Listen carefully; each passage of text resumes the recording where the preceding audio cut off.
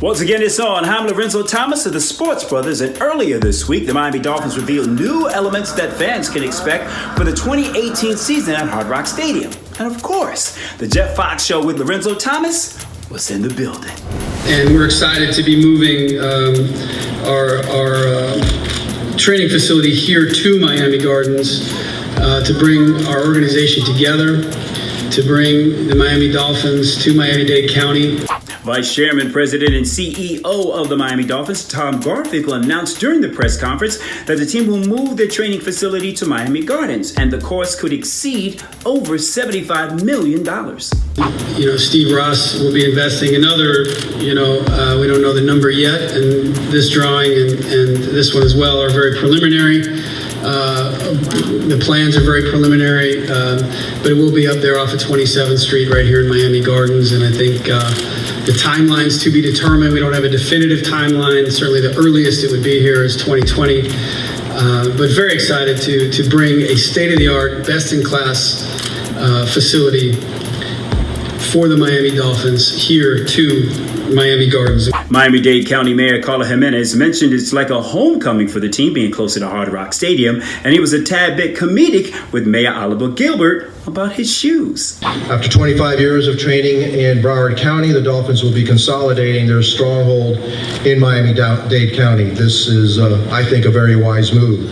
And so now I want to introduce the mayor of Miami Gardens, Oliver Gilbert. And the reason we were laughing is that I asked the mayor exactly how he got Dorothy to give him his shoes. And you'll see why. I'm just going to call some names out. First, it's Mayor Carlos Jimenez.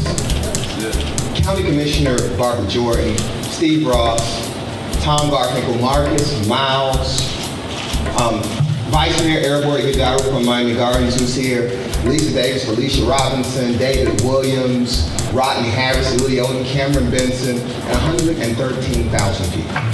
Everybody worked hard to do this. Now, the things that are happening here at the stadium and the things that are happening here in Miami Gardens are not a function of just us. It's a function of us acting with a very, very good partner in an effort to actually build something. Sometimes we talk about things in the community in a very abstract way. You want more jobs. You want more businesses. You want more development. How does that happen?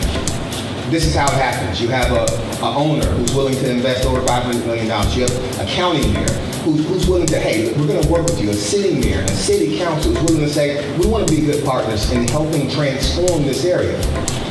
Over the next, 5 years, 27th Avenue here will host Super Bowls, the Miami Open, my favorite, Beyonce and Jay-Z, Jazz in the Gardens. But it'll also host, a $200 million development down there for retail. But that's in no small part because people are willing to invest where they see people investing. It's how business gets done. And so I'm happy to be here. I'm happy to see all of you all here. I'm happy that Tom and Steve and Miles and Marcus and the whole group here at the stadium continue to believe in my hometown, Miami Gardens. The thing that resonated most with me is the fact that the move will bring jobs to Miami Gardens, which is one of the top 3 cities with the highest percentage of African Americans in this country. Well, I think, Miami's a curator of culture, really, in a lot of ways for the country, in some ways for the rest of the world, in terms of art, music, fashion, sports, all kinds of different things. So we wanted the stadium to, reflect that in an authentic way. Jessica Goldman, who curates all the art in Wynwood, curated the art here. You'll see a lot of the same artists that are in Wynwood here at Hard Rock Stadium, and it was really to be authentic to what Miami is and try to reflect that, in not a cliche sort of, Miami Vice kind of way, but in a very genuine, authentic kind of way. The Miami Dolphins also hosted the Miami Senior High School football team, the Palmetto Raiders, and the Tamiami Bandits of the Greater Miami Pop Warner League at training camp practice. The teams were given a tour of the facilities at Nova Southeastern University, and also they heard from Miami Dolphins alumni Troy Drayton about the importance of education. So whatever you do, be good at it and be great at it. The teams also had the opportunity to watch the Dolphins practice, meet with current players on the field, and also had lunch provided by Publix. Following the practice, the Palmetto Raiders and the Tamiami Bandits scrimmaged in the Dolphin field. You can see them behind me running around as I do my training camp report. It's the Jeff Fox Show featuring Lorenzo Thomas, and make sure you check us out on the 2 Live Stews radio network. It's day 10 of Miami Dolphins training camp here at the facility, and after Saturday's scrimmage, the Dolphins got to put in a little more work to get ready for Thursday night's preseason game against the Tampa Bay Buccaneers. Ryan Tannehill was out here on the field throwing a few touchdown passes, and a couple of interceptions were thrown by Brock Osweiler. Of course, the guys were out here working hard. Let's see how things went down.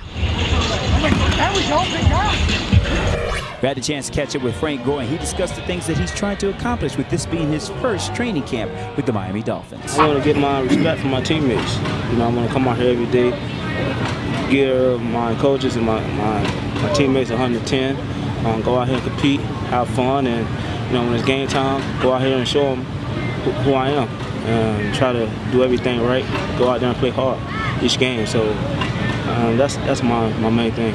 Frank Gore is leading by example and showing he still has an extra gear in this year's training camp.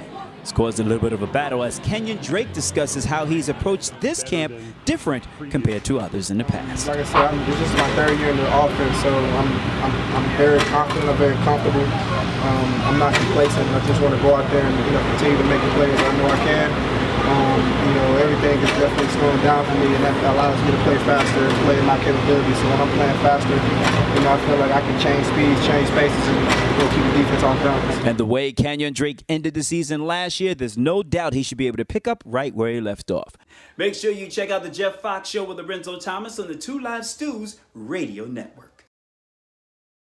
It's the Jeff Fox Show featuring Lorenzo Thomas. We are here with one of the all-time great Miami Dolphins and a fan of my people back in the Bahamas, Mr. Nat Moore. How are you, sir? Fantastic, man. You're talking about my country now. I know they adopted me, but yes. It's true what they say. It's better in the Bahamas, so I'm always there. Yes, I noticed you're always there, and you're actually an adopted Bahamian, man, because you adopted the culture, the food. What is it about being over there that you love so much? Well, I think it's a couple things. Of course, the people, they're gigantic Dolphin fans. They support the Dolphins. They fly over for all the games, and you can't go around Nassau, Freeport, Abaco, Exuma, Bimini, none of those places without seeing all the Dolphin jerseys. So, when you got fans that have been true like that, they're basically less than an hour away. So, I love just going over to hanging out. My wife and I, 43 years ago, honeymooned in Nassau, so, it's just part of the culture for us. You guys still go over there with Dan Marino and Joe Rose and the whole group and do the